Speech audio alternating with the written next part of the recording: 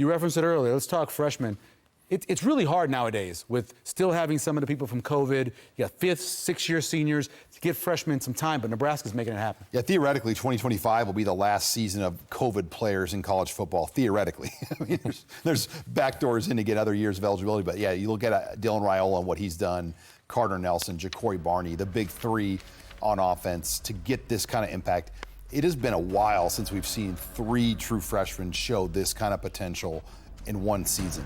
And it goes to development, it goes to recruiting, identification. I mean, Carter Nelson on a linebacker, it's just not even fair. You look at this guy had no chance. I mean, even if he was in position, he's not running with Carter Nelson. He's a 7-foot high jumper that throws a discus 190 feet and can pole vault like 14.5. Yeah. And we've been waiting for one of these slot receivers to actually pan out. There've been a number, Jamal Turner has come through and some other guys. We've been waiting for it. But with all the anticipation of him, he's actually lived up to it, Barney has. Yeah, he's been explosive. I mean, he's electric. You've seen, I want to see him get one in the kick return game. But no, the way they utilize him in the intermediate passing game, handoffs, bubble screens, you saw the touchdown run, how they utilize them. They want to give him the ball in his hands. He's got that Miami, Florida speed, and he can break some guys down. And the nice thing is we got a quarterback. For so long, we talked about Dylan making the right throws and the simple throws. Yep. Well, the quarterbacks had a hard time making the screen passes, the timing, bubble screens. That's not an issue with Dylan. So these wide receivers are just going to flourish when they have a catchable ball all the time. And plus Dylan can move a little bit. We saw him get the 15 yards, making a guy miss in the pocket. Yeah, the one quarterback hurry the line gave up was the one that we showed, and he has the ability. He feels the pocket and plays the pocket as well as we've seen a quarterback at Nebraska. I think a lot of the line issues over the years, we've seen quarterbacks not really play the pocket well at Nebraska, and they do this dancing around and escaping the pocket, and then that leads to a lot of penalties, a lot of breakdowns, linemen get injured when you're running around at different angles. I mean, so I think Dylan understands how to stay in the pocket, which for young quarterbacks, that's hard to do because you have to have a lot of confidence to slide up there, but that's what you see on Sunday. Every quarterback on Sunday does what Dylan Raiola does, how they keep in that pocket and slide up. They climb that pocket. John on Facebook says, is Turner Corcoran playing his best ball of his career? I'd say the most consistent. He's stayed healthy, knock on wood, but he's stepped in nicely with Teddy Prochazka going down, and he's played. I mean, Turner's had to play multiple positions, guard and tackle throughout his careers, but he's doing nice. He's playing well. He's going to get tested though this week against Illinois. They got some edge guys that can come off and have some speed. Yeah, 17 and 9, both those guys can come off the edge. Sean, and not to jinx anything, but very few injuries this year. How much does that go back to all the preparation and all the money they're spending on players' safety and keeping them? I think it's a big factor, the dieting as well, but the recovery tank. I mean, every player after every practice basically walks into an ice bath, but it's a pool. And to have that luxury at Nebraska where every player goes in there and gets that kind of treatment every single day. I also think just playing so many guys. I mean, look at defense. 28 players right now have seen 21 or more snaps. Wow. And that's a remarkable number over 3 games that you can get that many guys, like over 20 plays of action on defense alone. So give the staff credit. They have played a lot of, 107 guys played in the opener. I mean, I've never seen a number like that, especially in the modern era. I mean, maybe back in the day, but even back in the day, I don't know if they could have gotten 107 in games, because how do you line up that many kids and get them doing the right things? Yeah. I mean, that was impressive. I think the Pacific game, whatever year that was, they might have gotten that many. The 77-20 game. Yeah, I mean, they did the Syracuse, Minnesota. Let's talk about looking at Illinois.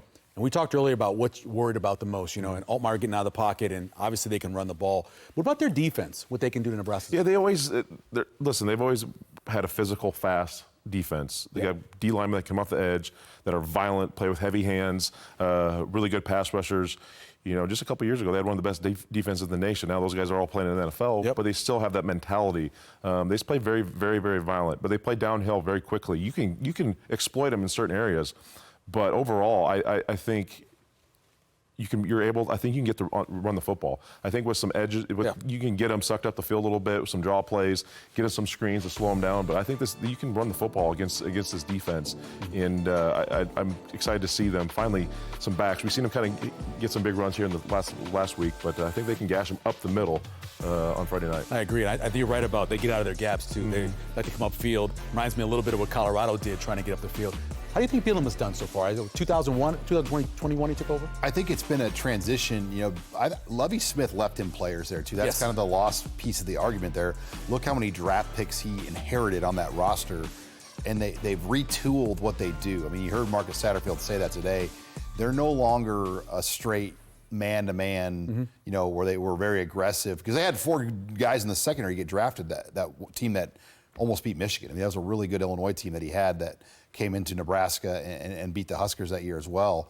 But I think for him, they're probably in that 6 to 8 win mark every year. I mean, that's a realistic level for them. But 8 wins now is a good number in college football, and especially in the Big Ten Conference. And he's done a very good job, I think, of just stabilizing it. I think quarterback play has been their one problem. They've never really had a difference maker for whatever reason. And I don't think they have the NIL resources to go out and just buy a QB.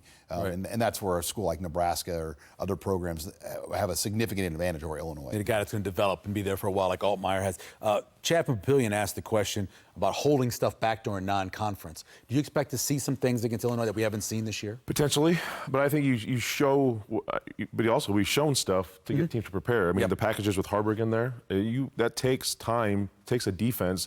I could just see myself and their defensive coordinators in meetings like, oh my gosh, we got to prepare for Wildcat with Harburg, with Rayola still being in there. So it just takes 10 to 15 minutes just to give them the attention to take that time to game plan. Defensively, I think you might see a few more things. Nebraska hasn't blitzed hardly at all for 3 games. They really hadn't had to. When you're that good up front and you can bring 3-4 guys, you can get home. You don't need to, shouldn't have to blitz. Offensively, it'll be interesting to see what else they do, but I don't know. I mean, each game will tell. We've seen a lot so far, but I think it's just going to be a game-by-game type of deal. Yeah, when Northern Iowa got in the red zone, they came after him. They're like, hey, wait a minute, hold on, what's going on You're here? not scoring. Yeah, you're not scoring. Steve wants to know about Maverick Noonan. Linebacker, defensive line. What are you hearing about him coming off the injury last year? Look, he suffered a brutal knee injury. Yeah. And for him, he had to sit out all of last year. He's got himself on the field now 2 games. So it's a road to recovery. It's a long game now for Maverick. He redshirted a year ago. He's getting on the field for a handful of games this year. A lot of guys graduate. So I do think a year from now, like he could put himself in that 2-deep conversation.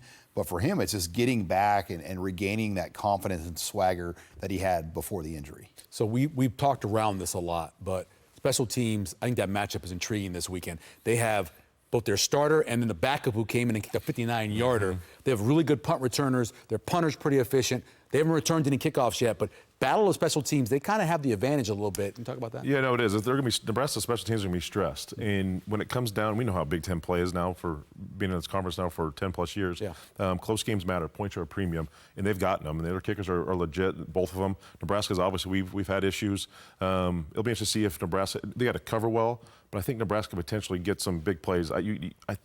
IGC is close, I think, to maybe breaking a punt return. Barney's close to getting a kickoff return. But it's going to be, if it's a close game, you almost got to give the nod to Illinois just because of the kicker situation they have. I don't know if Nebraska has enough trust in Alvano, even especially when you saw against, was it the first half where they went for fourth down on a 42-yarder? I thought they should have went ahead and kicked it there to give Alvano some confidence. They went for it, didn't get it. Get some easy ones, kind of some chip-ins later in the game. But if this comes to a close one, Illinois has definitely got the edge with the kickers.